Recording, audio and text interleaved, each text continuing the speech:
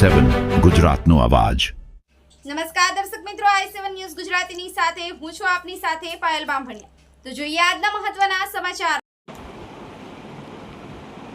રવિવારે 26 એપ્રિલે યોજાનારી સ્થાનિક સ્વરાજ્યની સંસ્થાઓની ચૂંટણી માટે 100% મતદાન કરવા મુખ્યમંત્રી શ્રી ભૂપેન્દ્ર પટેલની મતદારોને હાર્દિક અપીલ। મળતી માહિતી મુજબ ગુજરાતમાં લોકશાહી પરંપરામાં મતદાન અધિકાર સાથે નાગરિક કર્તવ્ય પણ છે। વિકસિત ભારતથી વિકસિત ગુજરાતના નિર્માણ માટે મતદાન અવશ્ય કરીએ। મુખ્યમંત્રી શ્રી ભૂપેન્દ્ર પટેલ મુખ્યમંત્રી શ્રી ભૂપેન્દ્ર પટેલે રાજ્યમાં તારીખ 26 એપ્રિલે યોજાનારી સ્થાનિક સ્વરાજ્યની સંસ્થાઓની ચૂંટણીમાં 100% મતદાન કરવા સૌ નાગરિકોને અપીલ કરી છે।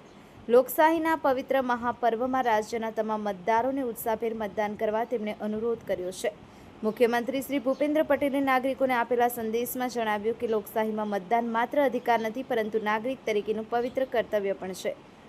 મુખ્યમંત્રીશ્રીએ વિકસિત ભારતની વિકસિત ગુજરાતના નિર્માણ માટે સ્થાનિક સ્વરાજ્યની સંસ્થાઓની આ ચૂંટણીમાં તારીખ 26 એપ્રિલ રવિવારે સૌને મતદાન અવશ્યપણે કરવા હાર્દિક અપીલ કરી છે। Bureau chief Kalubhai Damor, i7 news Gujarati, Dahod. ગુજરાતના જાગૃત નાગરિક ભાઈઓ બહેનો સૌને મારા નમસ્કાર। આજે સૌને એક નમ્ર વિનંતી સાથે મહત્વપૂર્ણ સંદેશ આપવા હું ઉપસ્થિત થયો છું। આપણે સૌ જાણીએ છીએ કે તારીખ 26 એપ્રિલે રાજ્યમાં સ્થાનિક સ્વરાજ્યની સંસ્થાઓની ચૂંટણી યોજાઈ રહી છે। આ માત્ર એક ચૂંટણી નથી પરંતુ આપણા લોકતંત્રનો પવિત્ર ઉત્સવ છે।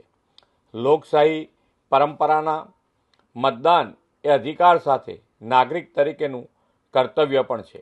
તમારા એક મત તમારા શહેર, જિલ્લા અને તાલુકા તથા ગામ અને સમગ્ર સમાજના વિકાસને વધુ ગતિ આપશે। એ માટે દરેક મત અમૂલ્ય છે। હું રાજ્યના દરેક મતદારોને હાર્દિક અપીલ કરું છું કે 26 એપ્રિલે મતદાન કેન્દ્ર સુધી જરૂર પહોંચો અને મતદાન અવશ્ય કરો। પરિવાર, મિત્રો અને પડોશીઓને પણ મતદાન માટે પ્રેરિત કરો। 100% મતદાનનો સંકલ્પ લઈને લોકશાહીને વધુ મજબૂત બનાવો। જે યુવા મતદારો આ વખતે પહેલીવાર પોતાના મતાધિકારનો ઉપયોગ કરવાના છે તે સૌ યુવાનોને પણ મારી શુભકામનાઓ। સૌ સાથે મળીને જનભાગીદારીથી વિકસિત ભારતથી વિકસિત ગુજરાતના નિર્માણ માટે આપણા પવિત્ર મતાધિકારનો અવશ્ય ઉપયોગ કરીએ। ચાલો 26 એપ્રિલે આપણે 100% મતદાન કરીને લોકશાહીના આ મહાપર્વને સફળ બનાવીએ। ભારત માતા કી જય, વંદે માતરમ, જય જય ગરવી ગુજરાત।